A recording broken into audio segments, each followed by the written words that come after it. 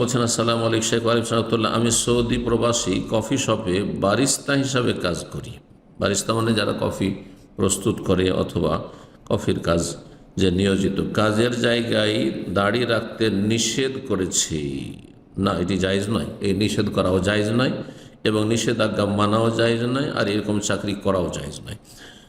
আমার প্রায় ৪৫ লক্ষ টাকার ঋণ আছে। চাকরি ছাড়লে খরচ হওয়ার আশঙ্কা আছে জোরালো।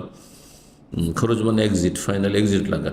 আর নতুন কাজ পাওয়া কঠিন। এমত অবস্থায় কি করব? যদি দেখেন যে আপনার অনেক টাকা ঋণ রয়েছে, ঋণ আছে, আর এই চাকরি ছাড়লে এক্সিট লাগবে, আপনি ভিতর ভিতর চেষ্টা করতে থাকেন খুব তাড়াতাড়ি যে অন্য আর একটা ভিসার ব্যবস্থা করেন, আর তারপর এক্সিট লাগিয়ে চলে যান, আর অন্য ভিসাতে আপনি চলে আসেন, আর ভালো কাজ আপনি করুন স্বাধীনভাবে।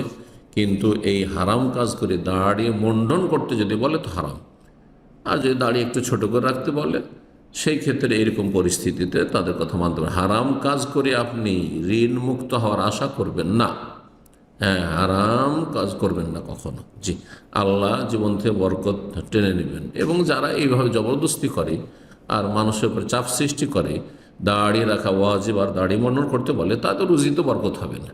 হ্যাঁ, ধোকা খাওয়ার কিছু নেই, তাদের রুজিতে বরকত হবে না। কদিনের দুনিয়া, 2-4 বছর খুব উন্নতি করবে, তারপর এমন ধস নামবে, দুনিয়া আখেরাত সব বরবাদ করে জাহান্নামে চলে যাবে। দুনিয়াও যাবে, আখেরাতেও যাবে। আল্লাহ এদের সংশোধনে তৌফিক দান করুন এবং তাদের অনিষ্ট থেকে আল্লাহ ভালো মানুষদেরকে রক্ষা করুন, এবং আল্লাহ রাব্বুল আলামিন ভালো মানুষদের হাতে আল্লাহ ব্যবসা বাণিজ্য দান করুন, যাতে করে এরকম জালেমানা নির্দেশ কেউ না দিতে পারে। সুবহান রাব্বিকা রব্বিল ইজ্জাতি আম্মা ইয়াসিফুন ওয়া সালামুন আলাল মুরসালিন ওয়ালহামদুলিল্লাহি রাব্বিল আলামিন।